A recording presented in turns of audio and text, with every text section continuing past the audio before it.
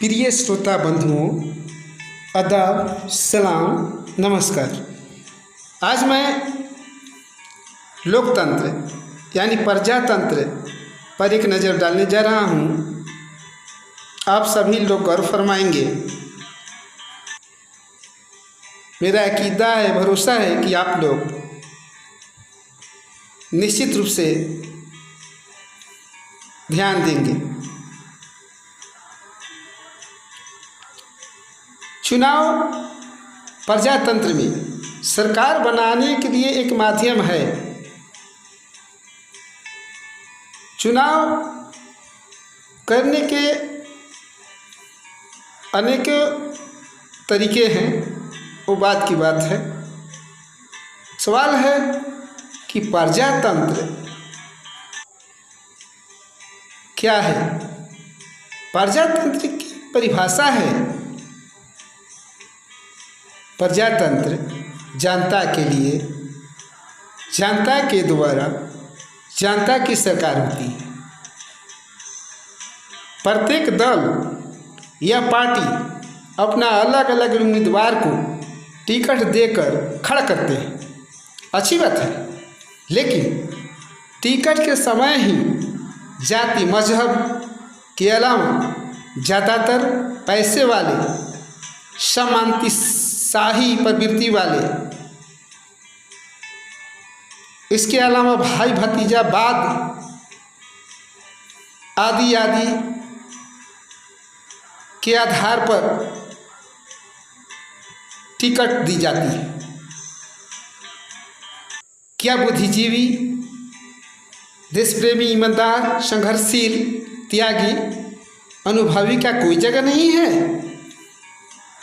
ऐसी सरकार से कैसे भरोसा की जाए कि देश समाज का कल्याण हो सकेगा?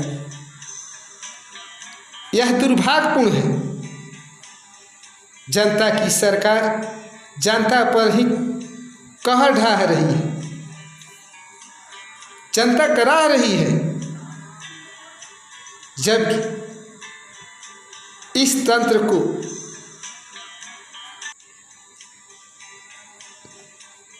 जनता की सेवा करने के लिए ही लोगों की बहाली की जाती है। ये भूल जाते हैं कि जिस कुर्सी पर बैठे हैं या उनका वेतन किसके पैसे से होता है। कहीं कहीं तो राजतंत्र की भांति लोग राज करते हैं, चाहे सरकार हो अथवा पदाधिकारी व कर्मचारी मनमानी करते हैं।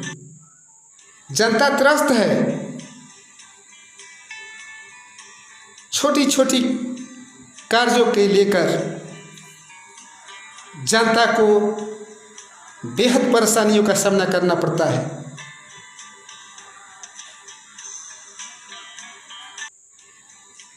हाँ, इतना जरूर कहूँगा कि सभी सरकार या पदाधिकारी व कर्मचारी वैसे ही नहीं हैं। कुछ लोग भी ऐसे हैं जिसके बदौलत ये धरती टिकी हुई है।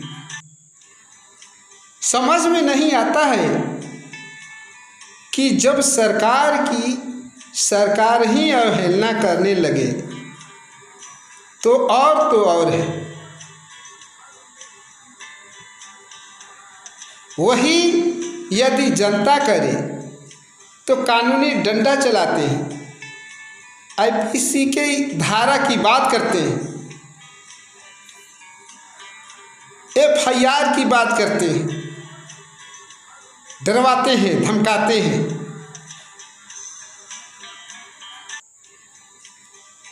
आज जीता जगता इसका सबूत है।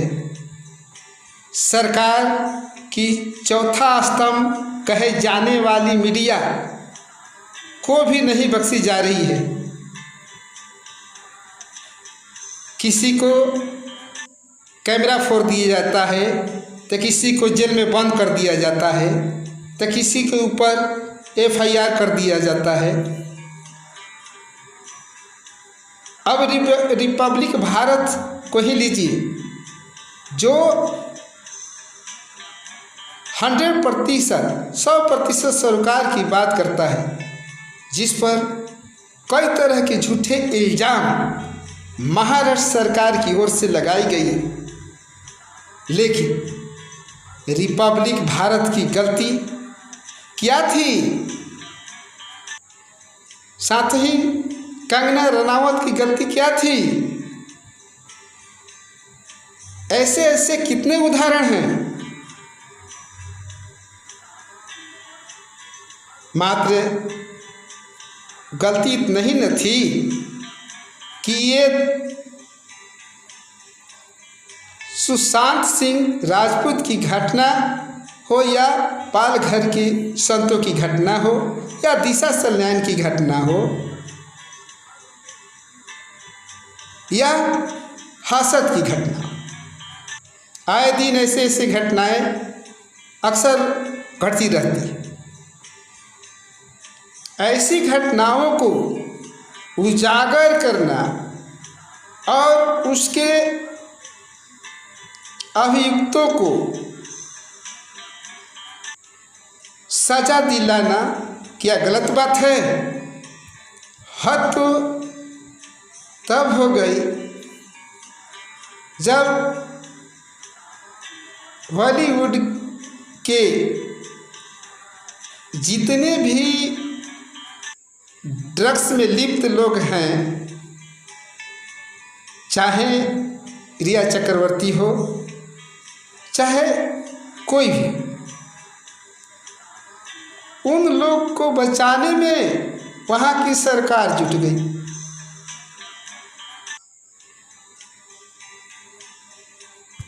उल्टे रिपब्लिक भारत पर ही कई तरह के इल्ज़ामात लगाए गए।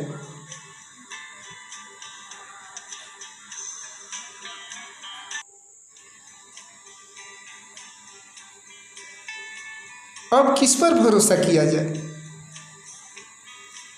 क्या लोकतंत्र समाप्त हो गया है? चुनाव का समय आते ही सभी लोग अपना गोटी सेट करने में जुट जाते हैं। जनता के लिए किसी को फिक्र नहीं है।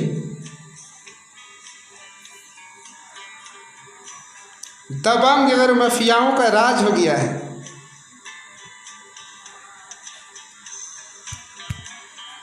दरअसल स्वतंत्रता प्राप्ति के बाद इतने अंतराल में भारत को जिस रफ्तार से आगे बढ़ना चाहिए नहीं बढ़ सका।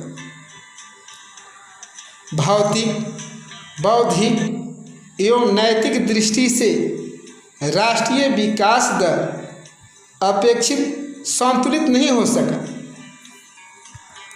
यदि कोई बुराई राष्ट्रीय जश्न में प्रवेश कर जाती है तो उसे मिटाना भागीरथी के समान है,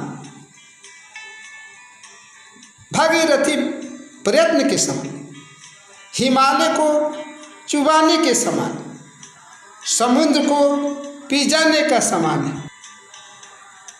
देश का कल्याण करना है तो कानून को सख्त करना होगा, चाहे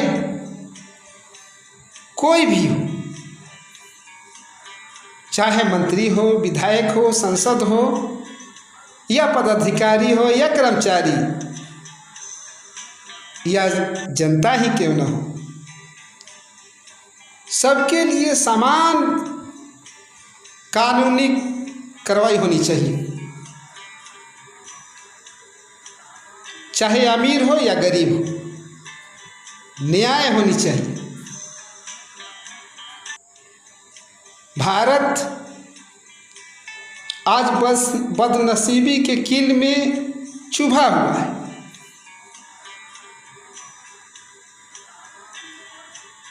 भ्रष्टता के कारण मुल्क के व्यवस्था के गहरे गर्त में आकंठ डूबा हुआ है। इससे निजात पाने के लिए सभी को विचारना होगा। इसमें दोषी जनता भी है और सरकार भी। इसलिए सभी लोग से निवेदन है कि अपने अपने दिल और दिमाग से देश कल्याण के बारे में विचार करें और पहल करें, तब जाकर के हमारा देश सचमुच में 21वीं सदी में साकार साबित हो सकता है। बस आज इतना ही। अपने और अपनों पर ख्याल रखिए, हंसते रहिए, मुस्कुराते रहिए। जय हिंद, जय भारत।